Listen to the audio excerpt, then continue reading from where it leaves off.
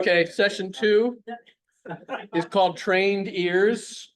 We have some very trained ears here, like moths are going to appear in this session. We have some serious music theorists who also teach improvisation, and an improviser who's invented very cool technology, Dan Tepfer, at the beginning. And let us go start. We're like 15 minutes behind. Everyone gets 15 minutes to present, and then we et cetera, et cetera. So Dan Tepfer, so glad you could join us. Yeah, thanks for having me. So I'm not really in the academic world at all. Lucky you. I'm a jazz pianist and composer and coder also. I've been programming since I was a kid. It's just something that always seemed very fun to me and natural. Self-taught as a programmer. I do have an undergrad in astrophysics, so I do have some studies in science, but not specifically in computer science. And really, my life has been being a performing musician. I tour around the world as a soloist and playing with other people. Really, the core of my competence is as a jazz pianist, but I also compose for classical courses. I play a lot of classical music. Actually, I played the Ravel Piano Concerto last year, and I've been performing the Goldberg variations for over a decade. And I also go into this world of algorithmic generative music. So that's kind of my life, and it's the life of a performer rather than an academic, although that may change, who knows. So I want to start with the kind of antecedent to the project that I want to talk about today, which here I'll call Natural Machines 1.0, but it's just Natural Machines. And this is a project I put out in 2019. It's called Natural Machines because it explores what I like to think of the intersection of the algorithmic and the spiritual. I think it's a really useful lens to look at music and art through in general. I think Bach and Coltrane are both poster children for this idea that the best music lies at the intersection of the natural and, or better said, at the intersection of the algorithmic and the spiritual. Okay, so Bach's music and Coltrane's actually is probably about 50% rules and regulation, and about 50% sufficient amounts of degrees of freedom within these rules and regulations that the artist can express themselves intuitively and spiritually and emotionally inside that world. And so my interest in Natural Machines, the original version, was to kind of outsource the algorithmic aspect of music making to algorithms that I wrote myself. And these are often actually quite simple algorithms. We're very far from AI here, even though pretty much every article about the project called it AI. And really inspired by the kinds of algorithms that Bach is using in the Goldberg variations. I mean, simple things like a canon at a rising interval, or an inverted canon, or then taking those ideas further and going all the way to using fractals to generate music, or exploring different types of intonation.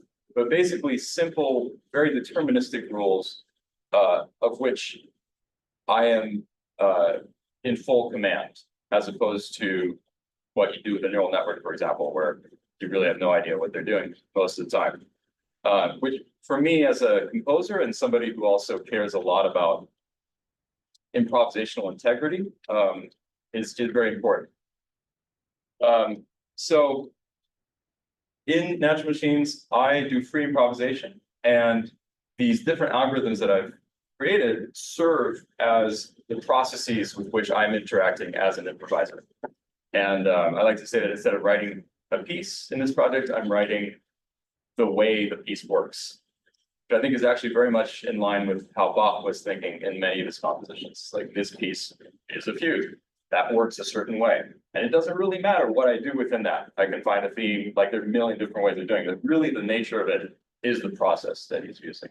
This piece is a canon that has its own kind of process and its own demands. What's interesting about Natural Machines 1.0 is that the algorithmic output, the way the computer is expressing itself, making itself heard, is actually identical to the way I'm expressing myself, because I use the Yamaha Disclavier, which is a player piano, which can be controlled by a computer like any other kind of MIDI instrument. And so there's really a very close melding of the human and the machine in that approach. So I'm just going to play you a 1 minute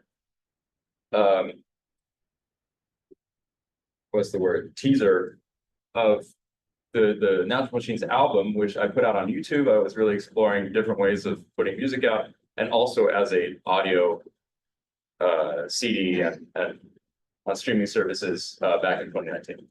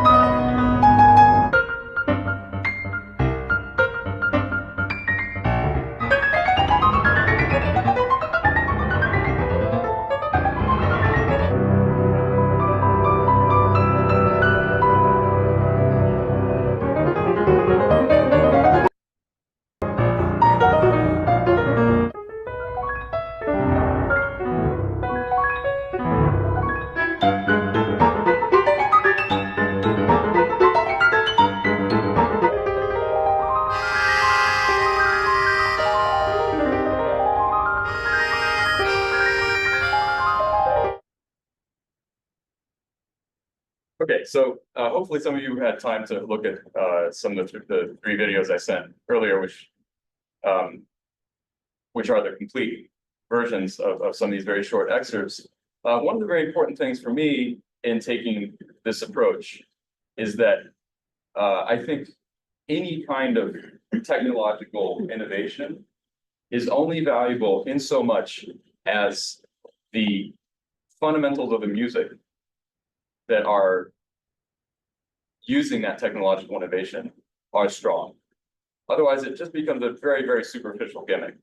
And so one of the tasks that I set myself in Natural Machines is I want this to be an album that if you don't even see the visuals that I created, and you just close your eyes and listen to the music, it really stands on its own as music.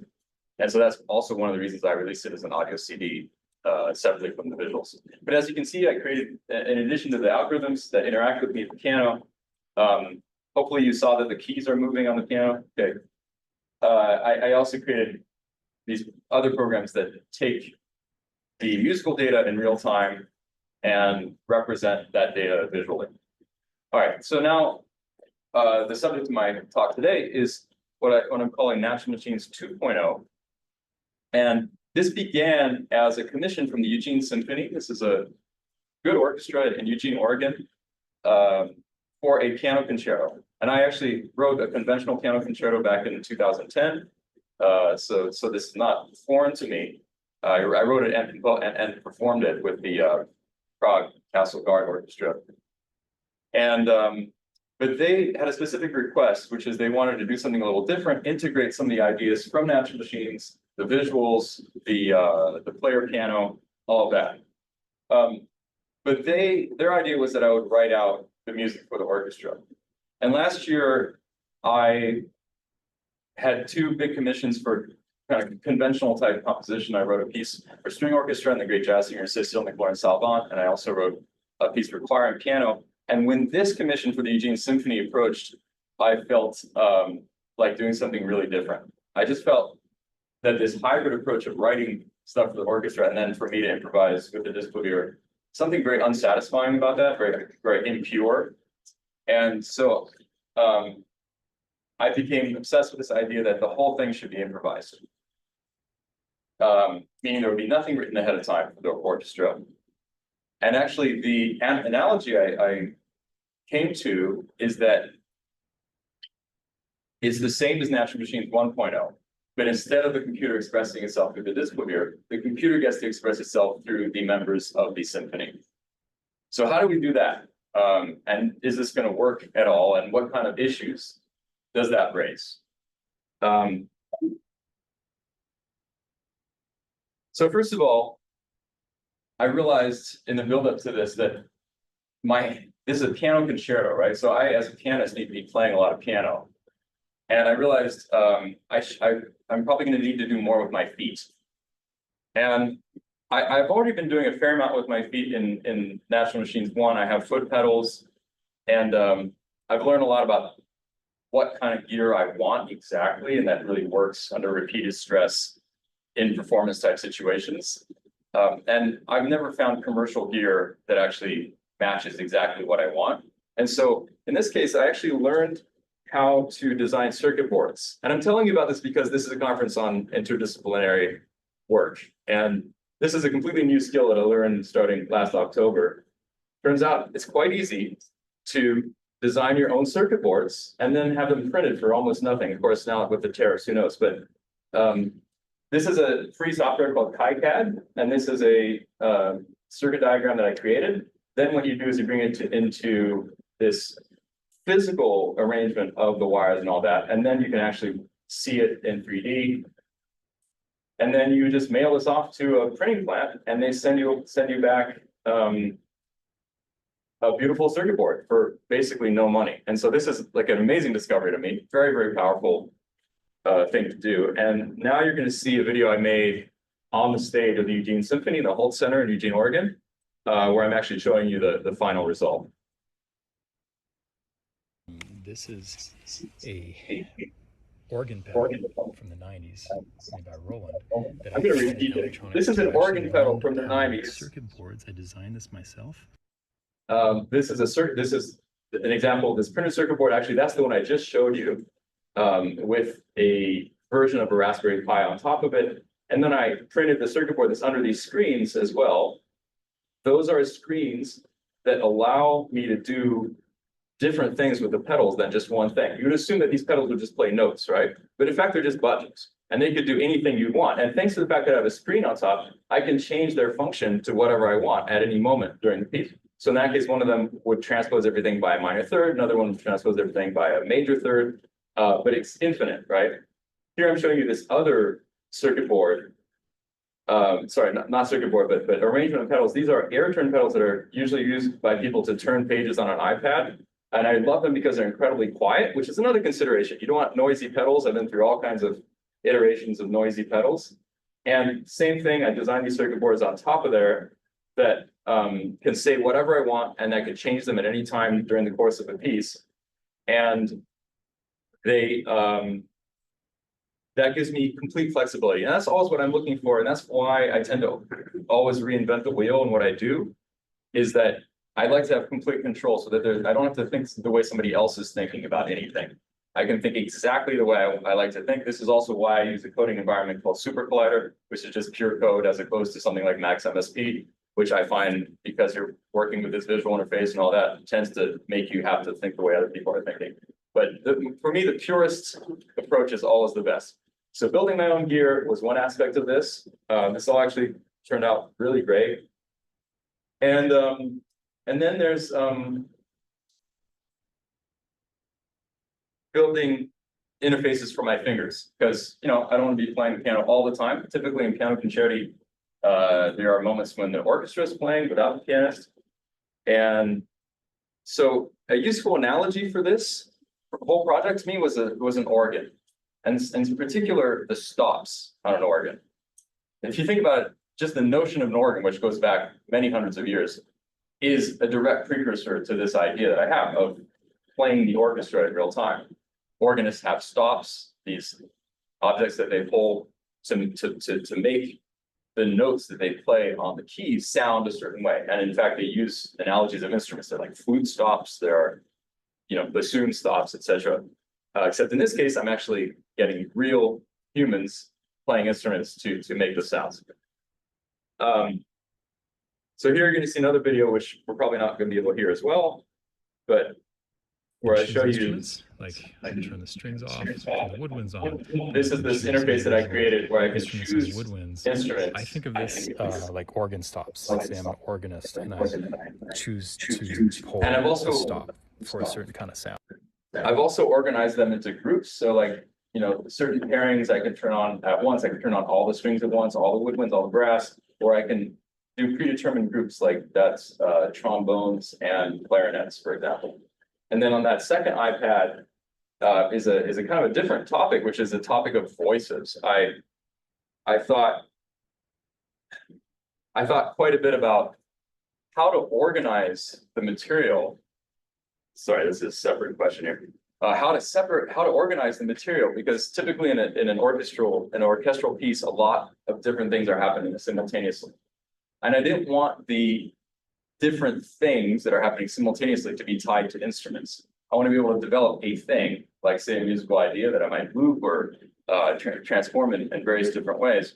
And I want the associated instrumentation to be completely flexible. I want to be able to like have a difference between an idea and what expresses the idea. And so I resorted, after a lot of thinking, to this natural idea in music of voices, right? What's interesting about the concept of voice in music is that it's not necessarily monophonic, right? We see this in scores all the time. You could be within a voice, and even Bach does this, and have a monophonic melody, but suddenly one of the notes is harmonized with three voices, right? Well, three notes, a chord, right? Which still remains within that voice. So I think voice is a very useful organizing principle here, which then can work in tandem with instrumentation. And I worked again hard to make all of this very flexible, so that it's truly improvisational in the moment.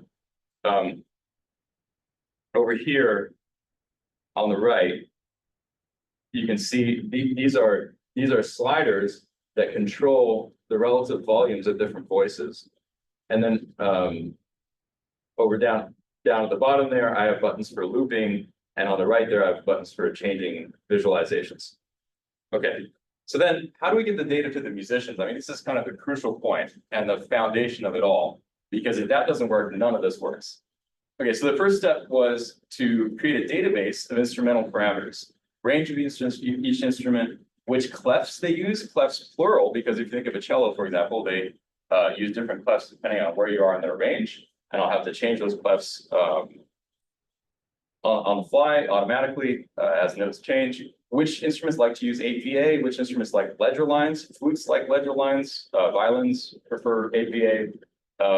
What transposition, for example, horn and F, everything has to be transposed into what's comfortable for them. Another, probably the biggest problem I encountered in this process was how to assign instruments to notes. It's actually quite a complex process. Of course, my initial intuition was you just assign the lowest note to the lowest instrument, and then you assign the next lowest to the next lowest instrument, things like that. But what if you have two flutes that have the same range and you have two notes? How do you elegantly decide if you have two notes to send them, which to send to which? And turns out a really good way of approaching this is to think about instruments, about it costing money or costing something for an instrument to play a note. For instance, a cello can play a high C, but it's hard for them. You got to reach down the neck. It's hard work. And so that's more expensive for a cello to play than for a violin. Also, which note were they playing previously? Is it close to the note I'm suggesting that they play next? In that case, that's cheap. Or is it a big leap? In which case, that's expensive. And so then you end up with this matrix of cost. And well, basically, the foundational idea here is jobs, in which case the job in my example is playing a note, and workers. And in my example, the workers are instruments, okay? But this is actually, it turns out, a classic problem. And the problem is if you have a matrix of jobs and workers and different costs, and what you are looking for is the overall lowest cost, this is a problem that scales factorially. And so it's fine if you have 3 and 3, but if you have 10 by 10, even on my M3 MacBook Pro, that takes like 6 seconds to solve. Extremely computationally intensive problem. But it turns out there's a mathematician or a computer scientist in the 50s who built on the work of Hungarian mathematicians and to develop what is called the Hungarian algorithm, which is an extremely efficient way of solving this problem, which scales polynomially instead of factorially. And so that was a huge discovery for me in the process of developing this project. And that actually, I think, is an excellent way of solving this problem of assigning notes to instruments. Then my idea here was that I can go into any orchestra and with no rehearsal, be able to do this. And so it needs to be super easy for the musicians. And what are orchestral musicians really good at? They're good at reading notation, right? What they're less good at is fiddling around with technology. In fact, many orchestral musicians are functionally Luddites. That's often the case. Time is running low. Yeah, okay. Anyway, the basic idea is that musicians connect to my Wi-Fi network and they just open a web page. I use Node.js and VexFlow, which is a open source library for representing notation. And they really need very minimal knowledge technological knowledge in order to use this. And this actually worked very well. Also discovered that there are industrial strength Wi-Fi routers that are made to have many simultaneous connections, and that was a big help as well. Here is a video where I show you what the actual notation looks like. When the musicians connect, they're asked what section they're in, and they're asked what instrument they have within the section. And then if you're a cello, things look like this. You're just receiving one note at a time. You also have articulations like tremolo and pizzicato, and you have dynamics. Dynamics are absolutely crucial. That is what transforms us from a completely academic, terrible sounding thing to music. And the way I'm doing dynamics at this point is just that I have a volume pedal, and it literally will send anything from pianissimo to fortissimo, or actually from pianissimo to fortissimo. And that is extremely powerful. And yeah, so the premiere just happened March 20th. I'm also going to be bringing this to Carnegie Hall November 15th, in hopefully a very evolved form.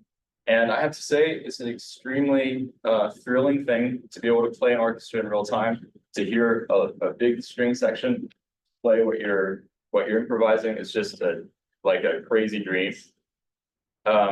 And bringing this actually to the real world presented many unexpected problems and also solutions, which I won't get into now in the interest of time, but happy to talk about it further if you'd like. One interesting thing is that it brought up the typical orchestral musician's perfectionism, their desire to get everything exactly right, which in this case, since they don't know what's coming, is basically impossible. And I think that's an interesting aspect here. And I think there are really infinite possibilities ahead, including the fact that which I was surprised by, that rhythm is possible. I kind of assumed this would be like meditative soundscapes just by design. And no, rhythm can be done with a lot of latency, like basically a second of latency. But rhythm really can work. I had a lot of success with getting hits basses to play a bass line. I have some videos here with sound, but maybe I should skip them. They're about a minute. Did I show 1 minute? You can play one. 1 minute? Yeah. Yourself. No, if I mute myself, it doesn't go up. The owls. Right. You But mute your if I input. mute me, No, your input, not the output. oh, in Zoom. Yeah. Okay. Let me try that. No, I don't think so, because that's the sound of the computer coming out. We just play with the delay. And we can start the next. Well, I'm not even getting ready. I haven't even joined audio, so. Yes, you That's- joined audio. The audio was playing. No, that's the, Yeah. I actually know what I'm doing here. I don't think there's any way to solve this. Yeah. Can you send us a link to the video? Not to these, these are super protected, for union reasons, I'm not supposed to use this at all. But let's see if we can get something out of this.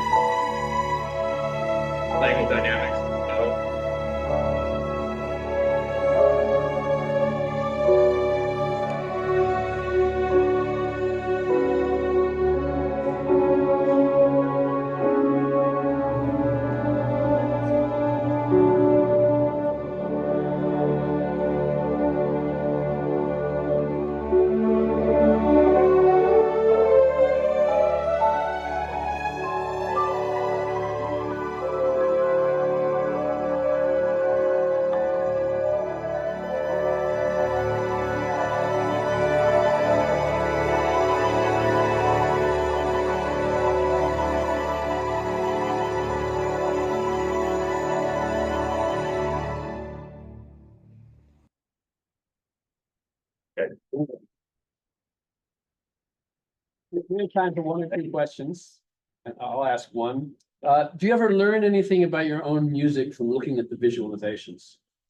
I wouldn't say that I learned something about my own music, but I have found the visualizations to be an extremely stimulating conversational partner because basically, when I'm playing, it's like I'm painting too. And there's certain things that if I play them, they sound good.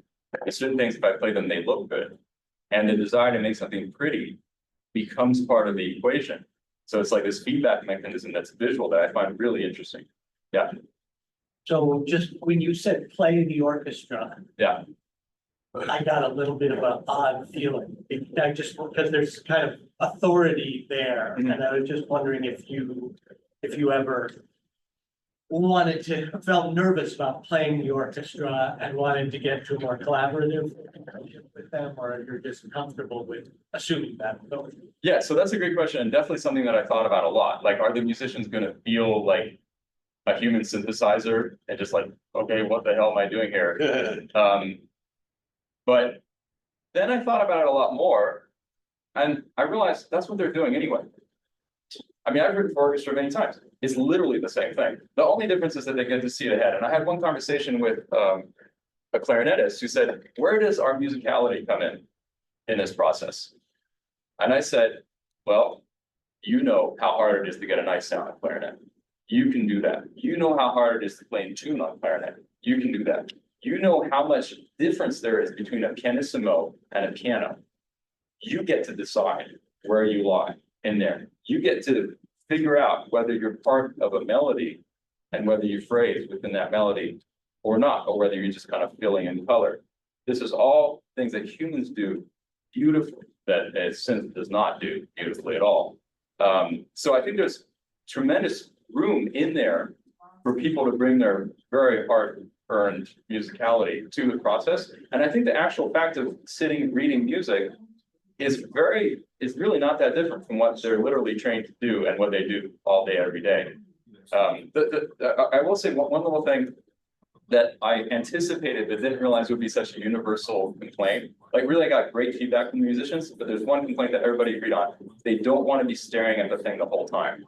The problem with this approach is that typically, like, even if you're a violinist or you're playing all the time, there's a section where the piano's playing by itself and they can relax and they can listen. And that's like an enjoyable part of being an orchestra member.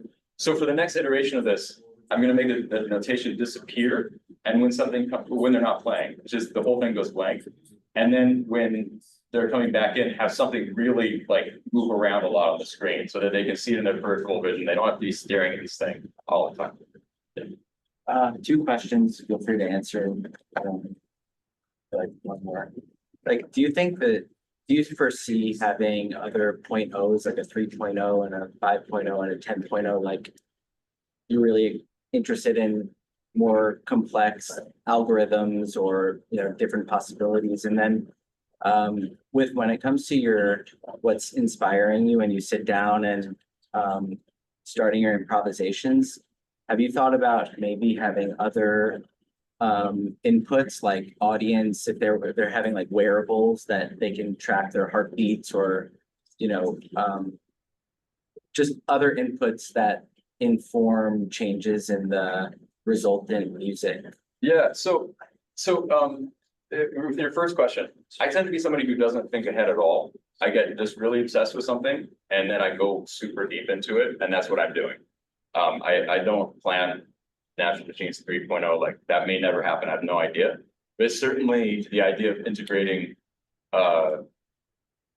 well thought out algorithms within this approach is essential. Like, even between now and November, I want to be doing a lot, like diving into that a lot more, because with an orchestra, there's so many possibilities to do so much simultaneously, much more than on a piano.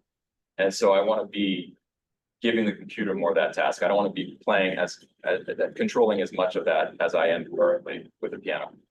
In response to your second question, so I'm personally very wary of inputs that aren't meaningful. I'm extremely attached to meaning. I played for 12 years with Lee Konitz, who's one of the all-time great legends of jazz, who literally is the definition of meaning. Like, we do not make noise. We do not utter anything that could be construed as bullshit. It's like everything must be full of meaning, and I am very philosophically aligned with that. So to me, the heartbeat of an audience, maybe the heartbeat of one person may have some meaning, but it's pretty limited meaning. The heartbeat of an audience is noise. There's nothing interesting to me about that. And I think there are a lot of inputs that people typically use in these kind of like techie approaches that actually have no meaning. And I don't want to be using those. I want to be using input that is full of meaning. And that's one of the things in this project is like, I'm a human who's been working on improvising my entire life.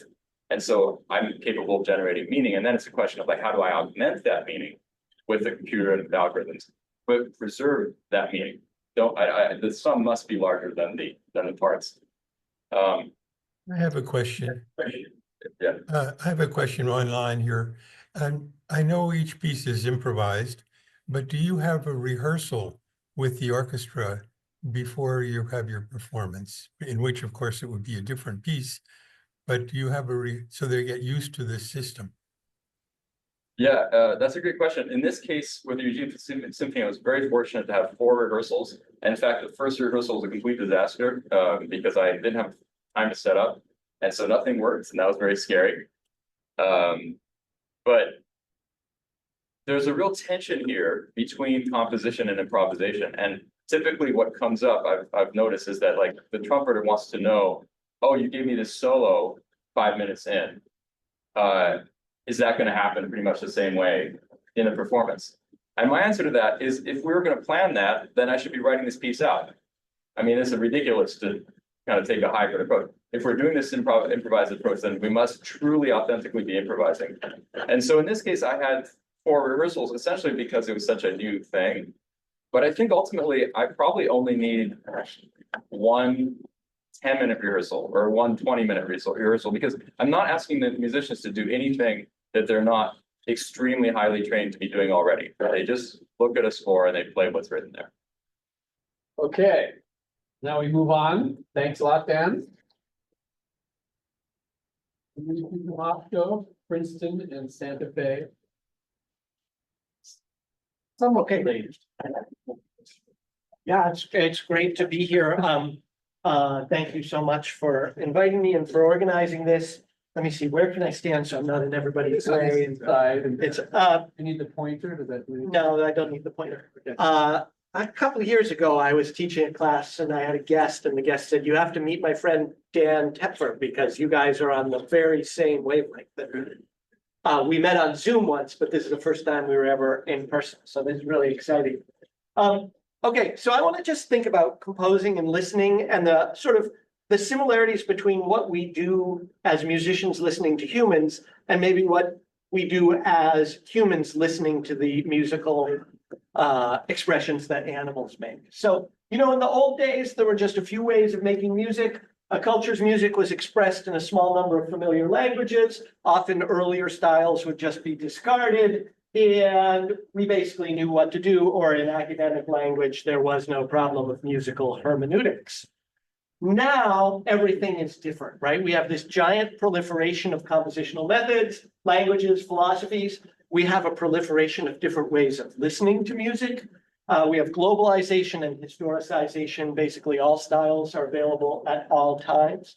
And so as a result, we have compositions that sound like improvisations, improvisations that sound like compositions, compositions that sound random, randomly generated notes that sound like they were carefully composed, improvisations mediated through algorithms, compositions mediated through indeterminacy, pop music that sounds like classical music that sounds like pop music, new music that sounds like old music that sounds like new music, data analysis carried out through music, right? And so a metaphor for me is that contemporary music is like walking into a gigantic cocktail party where everybody is speaking a different language, only a few of which you know. Some people are just speaking nonsense syllables. Some of them are doing it as a joke. Others are doing it as part of an unfamiliar religious practice. A few people have decided to remain totally silent for a wide range of different reasons, some frivolous and some very serious. And your job is to try to have fun at the party. And so when we do, most people just hang out in the corner talking to their friends, right? And so I just want to sort of think about this process a little bit and step back. I think some nice examples, just the music I know people here at the conference. This is a picture of David in Philadelphia yesterday. What I find really interesting about David's music is it combines a kind of Cagean aesthetic of listening to nature, right? Which is a very radical aesthetic with a much more intentional improvisation in a familiar human style. So the putting together of those two things I find very characteristic and unusual and compelling in his music. Dan's music, meanwhile, combines improvisation influenced by jazz with algorithms of various kinds that are expressed by visuals, right? And so thinking about how these musical utterances sort of live in the familiar buckets of musical expression is really interesting.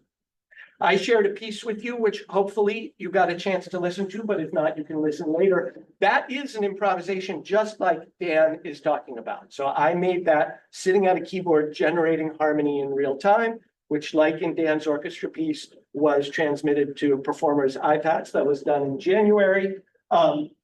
It has the hallmarks of composition. Most people who listen to it don't recognize it as an improvisation. I'm using technology to achieve harmonic control. And then I also remixed it to some extent. So I don't like absolutely remain committed to the live improvisation, but I will combine things or cut boring things or repeat exciting things, that kind of thing. So these are all musics that fit in sort of between familiar kinds of spaces of music making and music listening. And for that reason, it is interesting to me. Here's a lovely example. So this is 24 lines of Python code, 4 of which are blank space. And I think if I'm able to use this, if I press this, try again. Shouldn't this be playing? Wait, can someone, I actually don't know how to use the buttons on a PC, so I fear like I'm not pressing. That should be it. Just this, Yeah. but then see, that didn't happen. I'm gonna try. Anyway, this code produces Arvo Pärt. I would like to play some things later. This one I can skip. This code produces Arvo Pärt's Spiegel im Spiegel, which is one of the most successful pieces of contemporary music. It's appeared in hundreds of movies. It's super famous. It is entirely algorithmic and produced by that code. So the idea that like one of our best pieces of music is an algorithm is kind of weird idea, because most listeners don't experience it that way. If you see it in a movie, you're not like, oh, that's iteration number 14 or whatever. Isn't it playing on your computer? Yeah, I guess we need to switch to the computer next. Play it. Oh, you want to do it? Yeah. Can we do it? Share sound? Or we're gonna go out by speakers? Okay. Well, you guys probably all know it. Here, I can do it. Does Arvo think his music's algorithmically generated? Well, he has to, right? There is no way. Oh, he knows his music is algorithmic. Yeah, yeah. I mean. Let's. Try and leave. I am on this. The system hasn't evolved. Okay.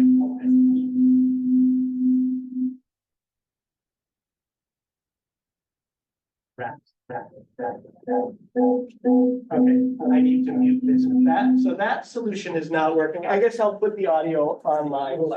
Yeah. So we need some kind of roadmap, right? And so I was thinking about 3 different roadmaps that I could make.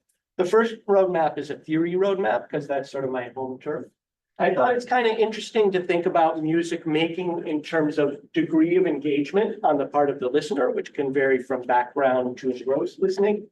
And then on the other axis, we could put perceptible syntactic complexity of the actual music. And what's interesting about this is that, there you go. Great, but now we don't need Arvo Pärt's Spiegel im Spiegel. You either know it or you don't know it. You can go look it up if you want. I do want to play some later examples, hopefully. So at the high degree of listening and perceptible syntactic complexity, we have Beethoven and bebop and lots of music like that. At the very opposite end, we have ambient music like Music for Airports, which is, Brian Eno's deliberately in the background sort of music.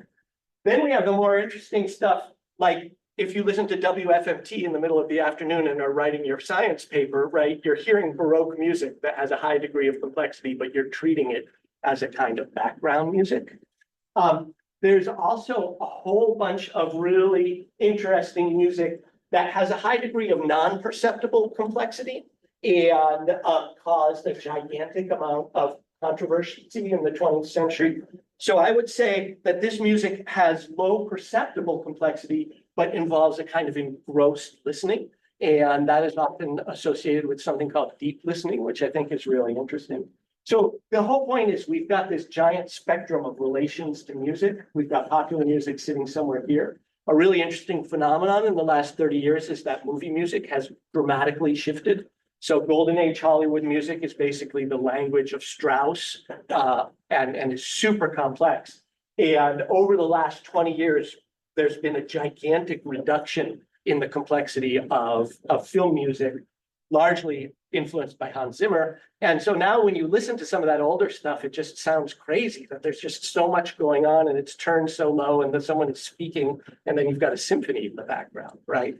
So I think that's one useful place to start.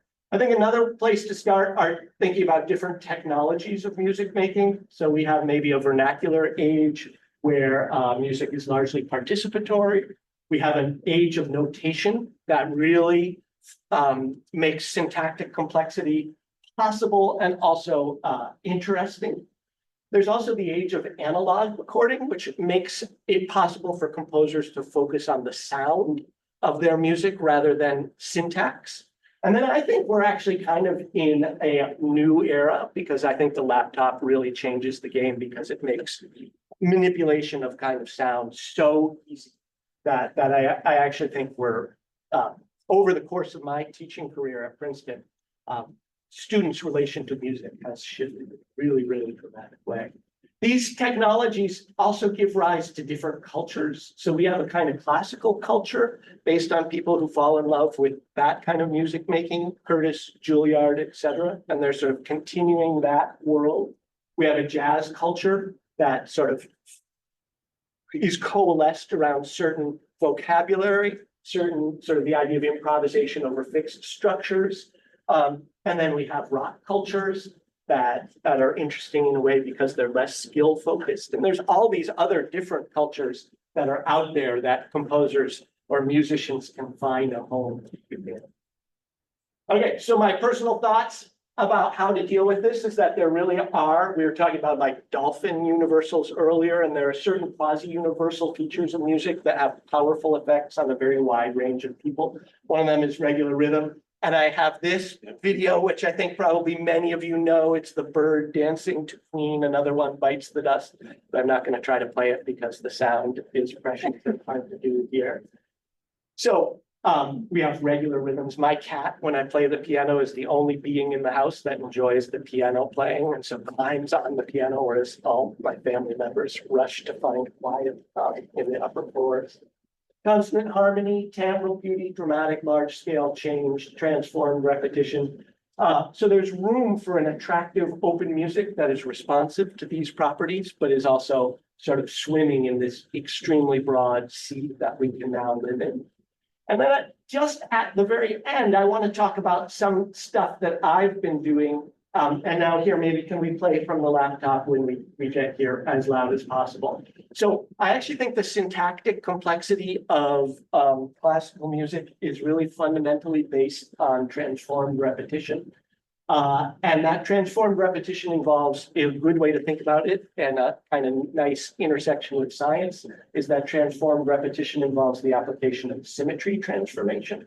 So here is a little measure of music, and if you listen very quietly, I'm going to try to. So literal repetition involves what the physical symmetry of time translation, right? Where we take something and we move it forward in time, and it's kind of boring. A second kind of transformed repetition involves moving something forward in time, but also shifting it in pitch, and that's called the sequence, and it sounds like this.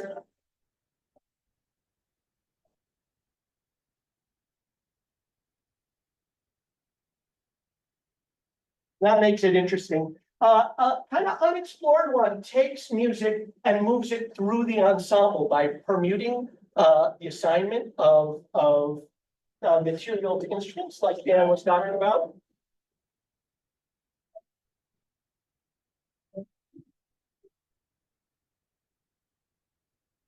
What's amazing is how much more interesting this is than that, even though it's literally the same notes. And then, of course, we can combine these things to get what I call a transposing round.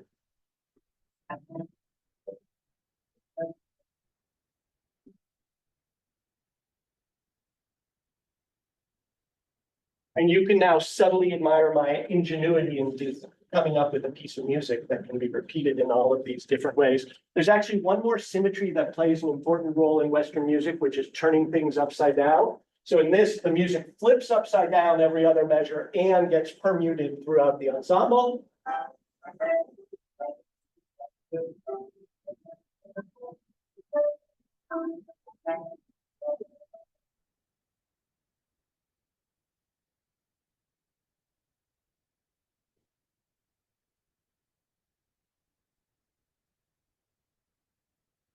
Okay, so those are pretty rare. So manipulating all these symmetries is something that's actually quite hard for humans to do. Musicians really can only do it for a small number of chords and scales. We practice specific vocabulary and idioms, but we cannot perform the relevant calculations in real time. So to do this, I devised a syntax that allows us to apply these symmetries in the multi-leveled way that musicians require, and I call this ARCA. And here is a little piece of ARCA code. You can actually go on my website, plug it in and run it. It's also Python modules. If we can just listen to what the code does.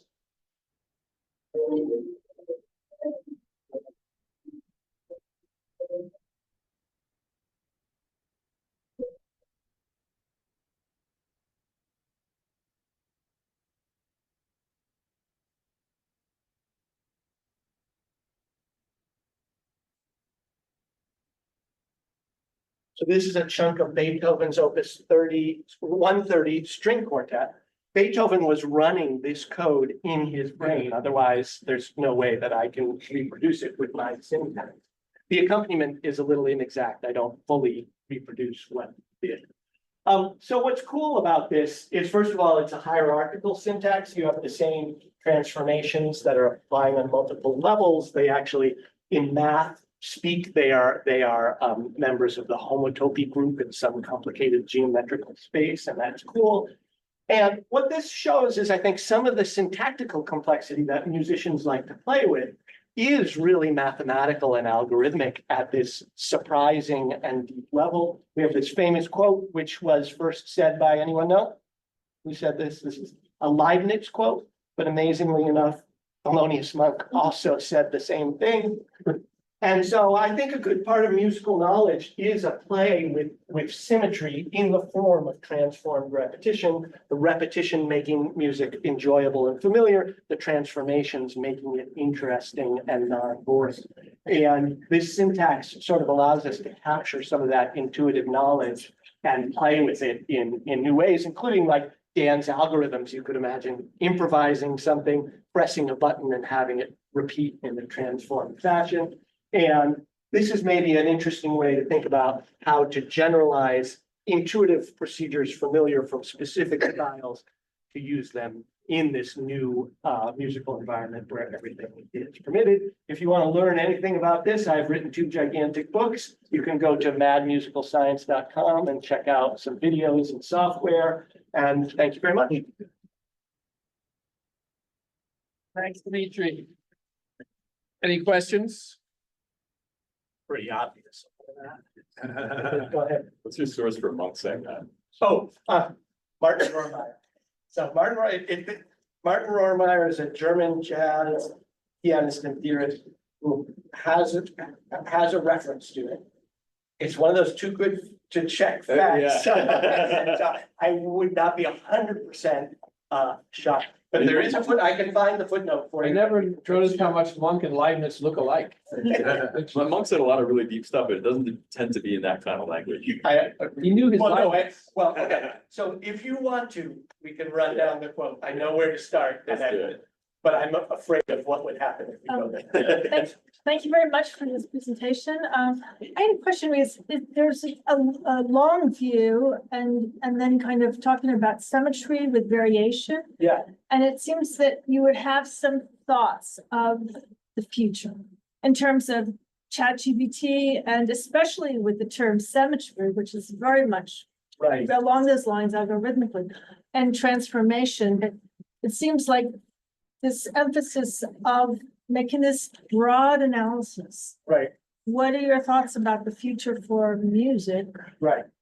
Well, so I have two parts of it. I honestly think the students I know don't care about symmetry and syntax and that, and they're just taking the laptop and making cool sounds, and they don't really care about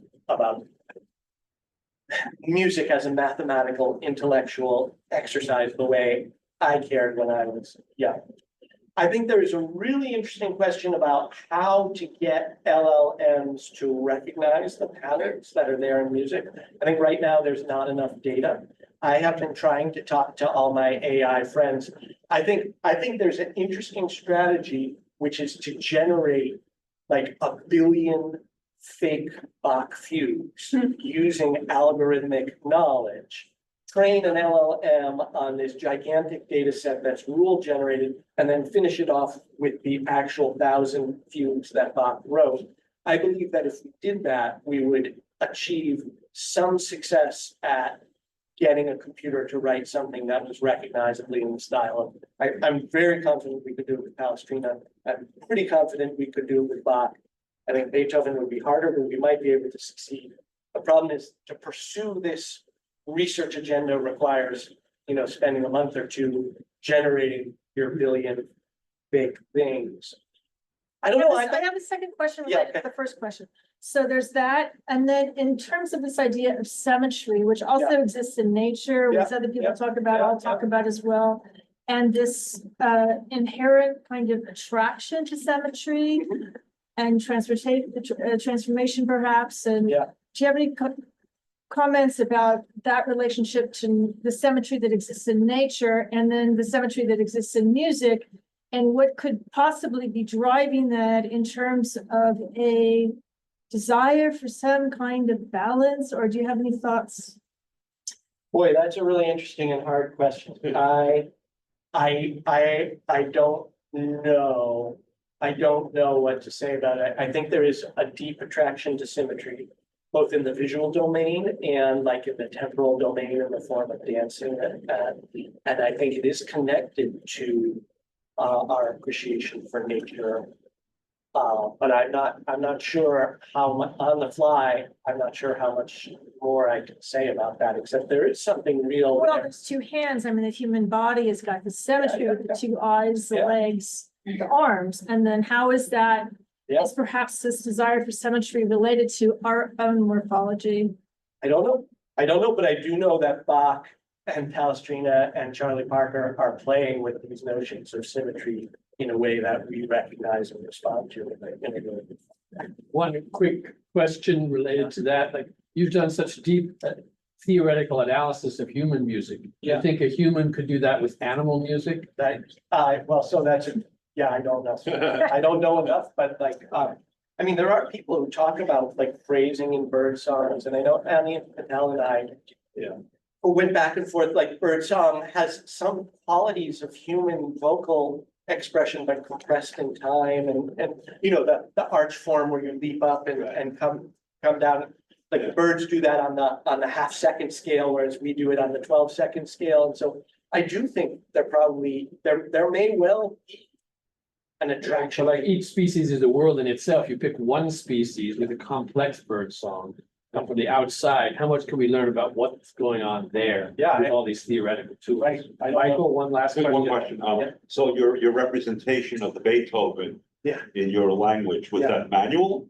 Or did you? Right, yeah, no, I see it in the music, and I'm like, oh, I can do it. And then I have to go in and so an interesting question is how much music can you do that for, Mhm. right? So I have entire Chopin pieces that I can do it for. Okay, But it only works when a composer is really reusing a very small amount of material. Mhm. Otherwise, each new material, you have to generate a new musical object and transform it. sure. So it could work with humpback whales.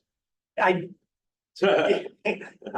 not quite as elegantly as this, but this idea of how do you transform a musical object, I think So maybe one way of putting it is humans have a very algorithmic notion of what kinds of transformations you could do to a motive, say, right? Or a little fragment. And then I do think that probably non-human animals have the idea of a transformation of an utterance, but it's probably not mathematical in the way it is for Beethoven or children. All right. Rachel Mundy from across Moths University down the hill. I just wanted to start today by thanking David and Julia for bringing us together. I'm really excited to be here. I wish I could keep to time without a paper, but I'm not that cool. I'm giving a talk in two very short parts, mainly because I was so excited about this that I wanted to share a conversation about interdisciplinary collaboration. And then Julia was like, yeah, but you have to talk about your research. So here we are. In the last 10 years or so, entomologists began to describe insect population loss as a kind of tragedy, sometimes calling it the silent extinction. These are some examples of this kind of language with a whole bunch of citations at the bottom. In the first part of my talk today, I want to think a little bit about the theatrical origins of this idea of tragedy. And that's because the tragic heroines of 19th century opera are one of the ways that Western listeners have connected emotionally with a group of species that are considered the most silent in the silent extinction, moths and butterflies, the order Lepidoptera. Even though Lepidoptera and their extinction are often imagined as silent, and David will tell you they are not actually silent, I'm going to start with the sound of tragedy as heard in opera. I'm going to play the opening line from this aria. This is, I mean, I could play lots of examples, but this is an aria from an 1871 opera called Aida by Verdi. The heroine is an enslaved Black princess, often portrayed by a white soprano, as in this example. She has fallen in love with her Egyptian enslaver. She sings in this aria about the impossibility of returning home, not only because she is enslaved, but because her homeland is forever changed by the war. What you hear in the melody, this is just the very first line that's in bold. Patria mia, my più dire vetro. What you hear in this is a melody that in some ways emphasizes what were considered natural sounds. The text highlights the O and the U so that the singer can draw them out. And the melody also is designed to imitate the melody played in the background by the woodwind instruments. And this particular singer, this is Zinka Milanov, who I chose for particular reasons, really plays on that similarity between the woodwinds and her own voice, almost kind of trying to make herself sound more like an oboe than like a human. So let me see if I can play that. Let's try that.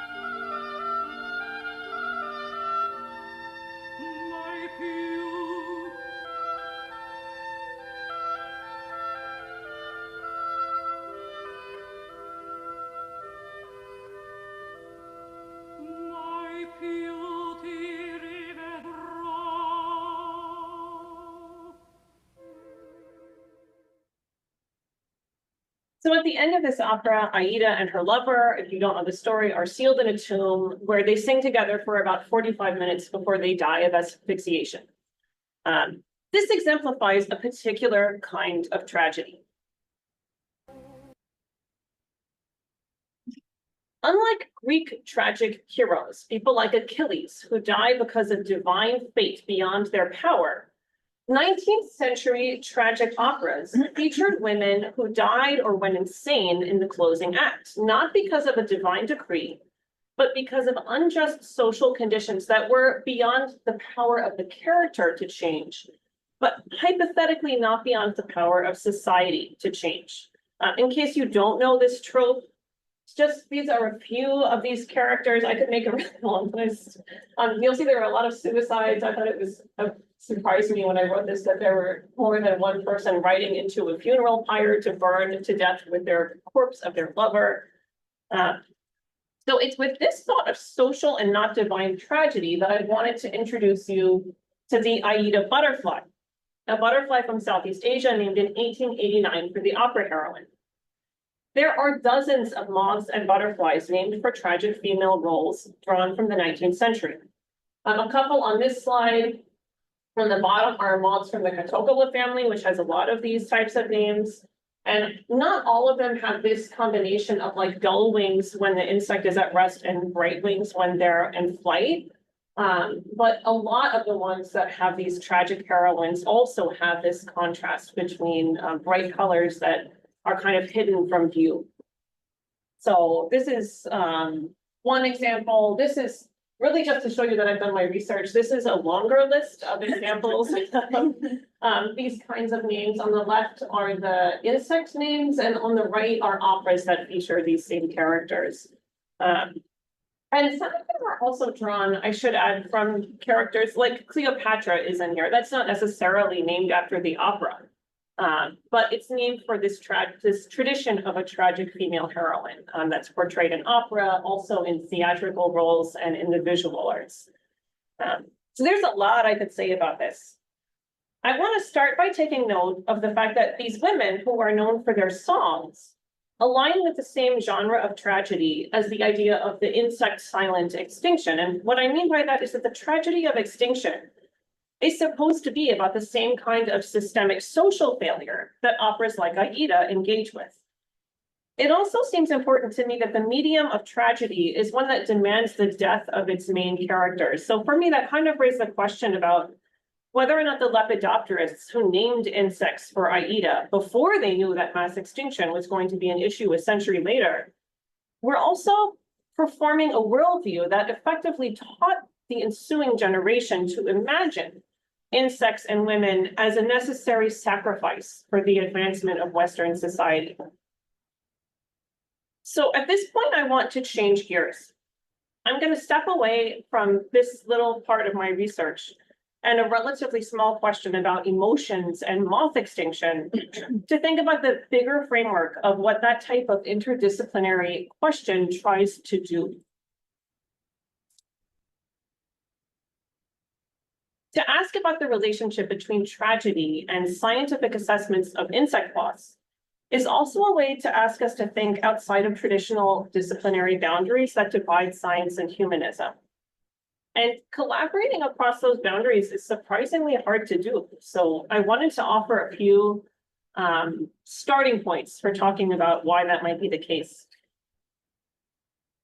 In the past, I've argued that today's version of science and humanism comes from a period after World War II, when it was very important to Western intellectuals to separate knowledge about nature from knowledge about culture as part of a broader post-Holocaust intervention about the meaning of race. In that period, many post-war intellectuals working in music rejected methods that mixed claims about musical human culture with claims about animal biology, because those mixing methods were historically tied to arguments about racial supremacy and eugenics.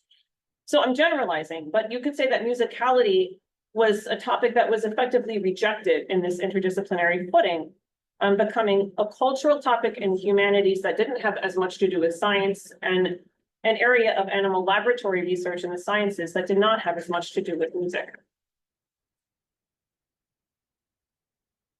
I made this totally dumb division of labor. It is a stereotype. Obviously, people do much more interesting things. But I wanted to create it because I was thinking this kind of black and white thinking might actually help structure a more nuanced conversation later about what we do and how to bridge some of the kinds of just differences in what we do. So just to map this out a little bit more. When I think about these sort of scientific approaches to music, I think about something like Fernando Nottebohm's early 1980s experiment with canaries, where he was looking at how their brains regrow annually, new parts of their brains in order to sing a new song. One of the things that's interesting about that is that there are about 20 canaries. They're in a laboratory. It's a closed system.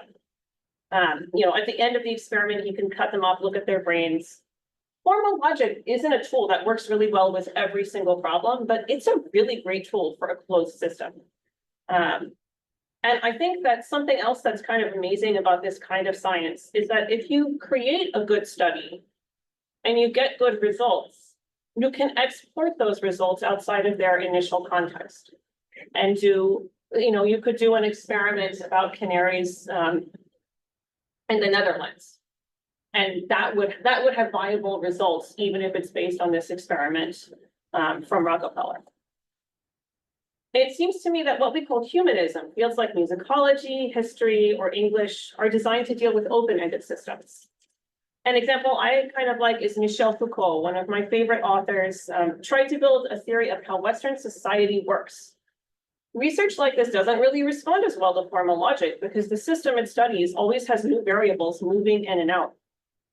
For the same reason, even though I know a lot of humanists would disagree with me, I don't feel that studies that are based on Foucault's work build portable knowledge the way that science studies can. I don't really feel like because I've learned from Foucault that I'm going to have a kind of linear progressive outcome that always has this potential to build forward from his work. I would say there is a flip side to that as well, which is that most real life problems that we worry about in our daily lives are open-ended problems.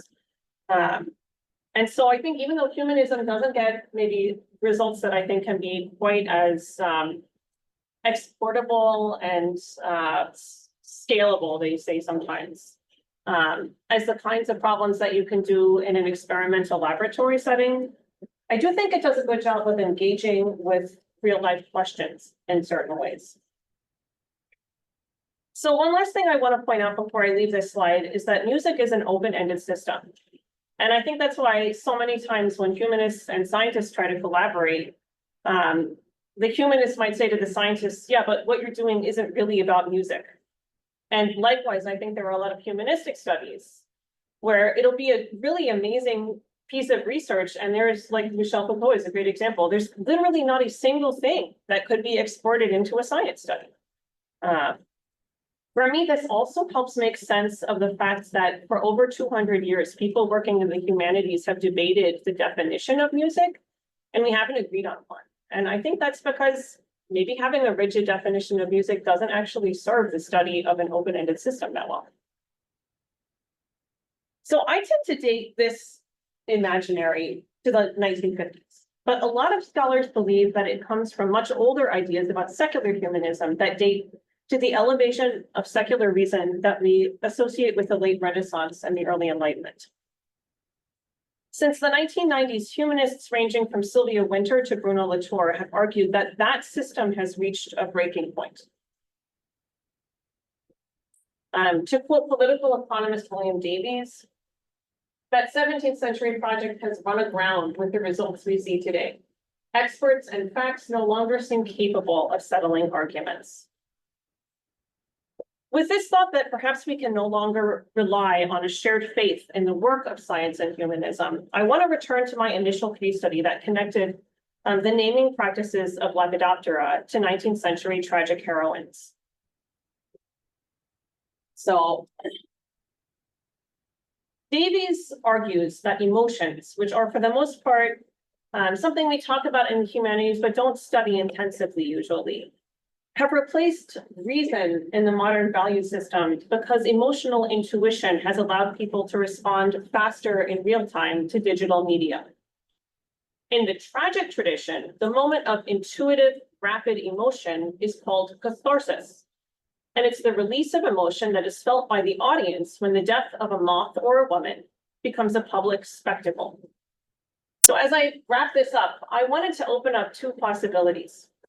And the first is that knowing the cultural associations that tie the extinction of Lepidoptera to the emotions we feel when we watch operatic heroines die on stage, I think creates a space to acknowledge the importance of emotions in our relationship with non-human voices, but also empowers us to be critical and create some distance between the idea of that emotion and relationships that are premised on a tragic discourse of sacrifice. The second possibility I want to leave you with is just a bigger invitation to think about the fact that a lot of our immediate problems, like mass extinction, seem ideally suited to me for collaborative approaches. Insect extinction is a fundamentally open-ended problem. It is also a fundamentally emotional problem. And it is a problem that demands linear and progressive solutions. So I just wanted to conclude by thanking you again and inviting you to think together in this really amazing collection that David and Julia have created about what it might look like to do that kind of work together.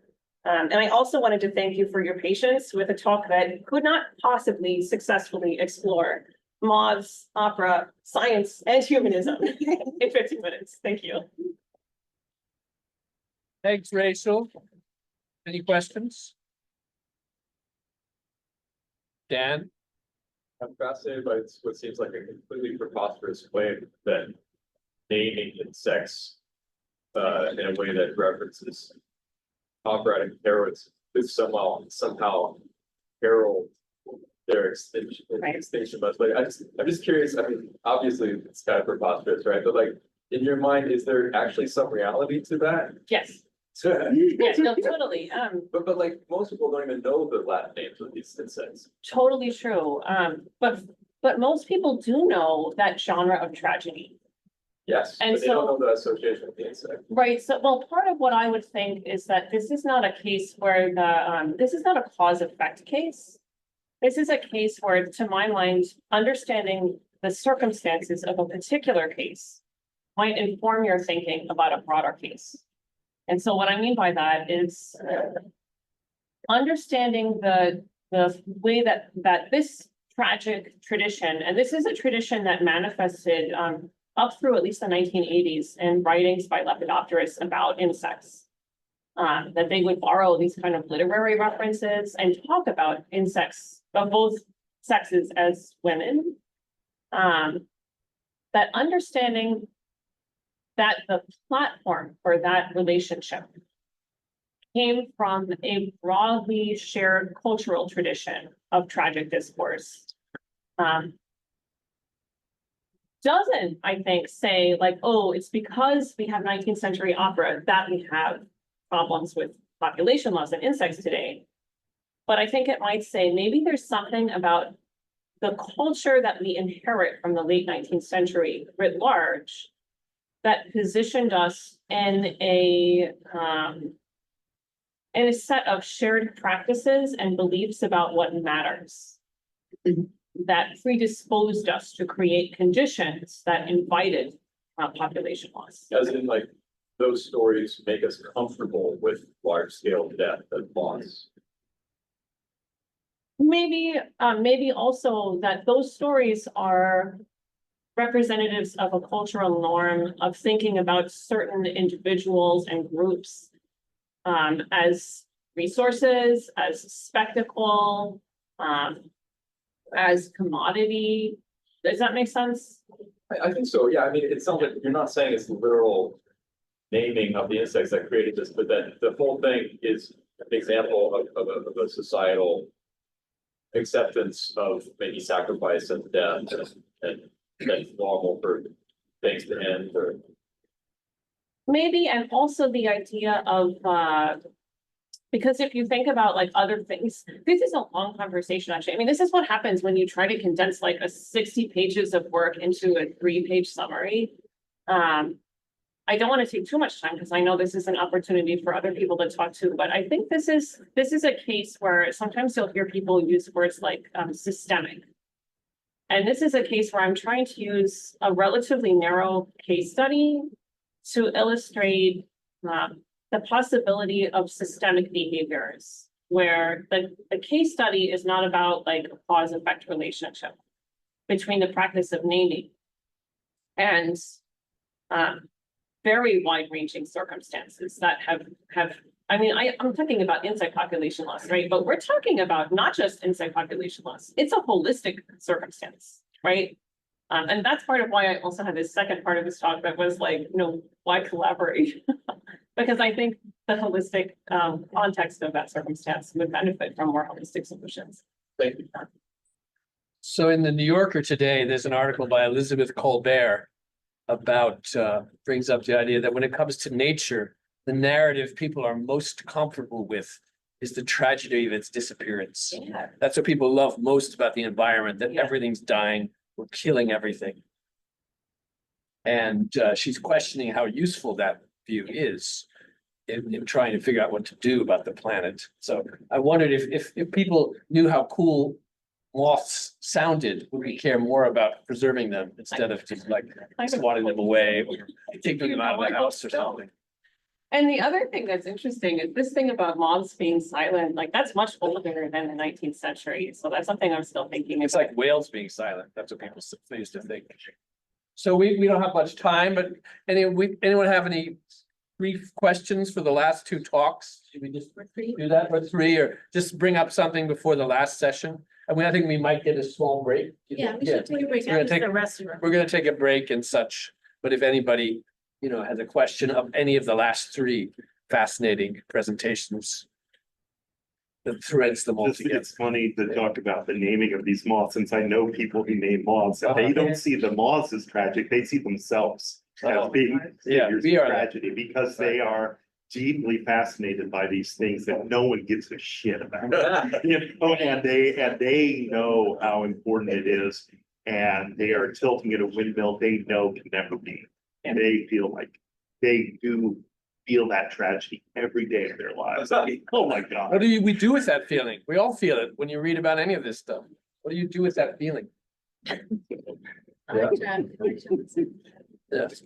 I mean, half class is there. First of all, thank you. That was fascinating. Is there a moth Electra? I think there is. Morning because Electra and all that. But it was truly fascinating to me. There's so many things to unpack, but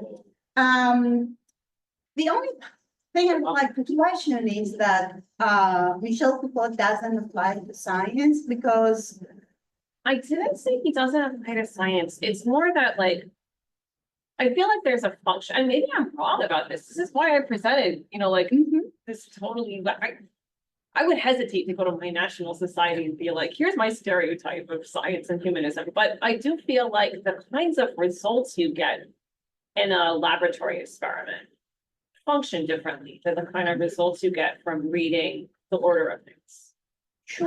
and yet discipline and punishment. Right. Really describe the lab Right. experience to a certain extent very well. And it's what your research invites us to think about is which aspect of the scientific experiment or experience we're focusing on. Mm. And again, the lessons that we're learning from historical listening. And I will say, just because I don't want you to leave with a negative impression of Lepidopterist, like one of the things that I really thought a lot about actually was compared to many other branches of natural science, that they struck me as like romantics, actually, like that this connection with opera is very, like, I didn't look much at lepidopterology past the 1980s, but that generation, like they were deeply emotionally invested in what they were doing. And so one of the things that I really wanted to think about with this connection to opera was the, on the one hand, to problematize the sacrificial character of it, but also to provide a space to think about, like, maybe they also were onto something in thinking in terms of relationships and emotions with their subjects in this, like, in some ways, much more explicit way than some of their pure subfields were doing. Do you know about Irene Moon, the entomologist performance artist? Gives kind of operatic performances, connecting science and, you know, singing and performance art. She's done it for decades. This was inspired by a woman named Maureen Betch, who was, do you know her? No. She was an opera singer from a Black family who made her career in the sixties in Europe and then came home. She had this huge fortune and she spent all of it, on insect conservation and ended up living on like a local beach trying to promote the conservation. I think you could find all kinds of examples like that. There's the guy who ran a huge extermination company in Canada. One day he woke up and said, "This is nonsense," and opened this insect museum way in Newfoundland, in the middle of nowhere, and which exists to this day. Any final questions or comments for our 5-minute break? Okay, great time. Thanks, everyone. Back 5 minutes. He is next. You think so? Yeah. The fact that they were working with such a fragile tax stuff, that it's one wrong, making this band.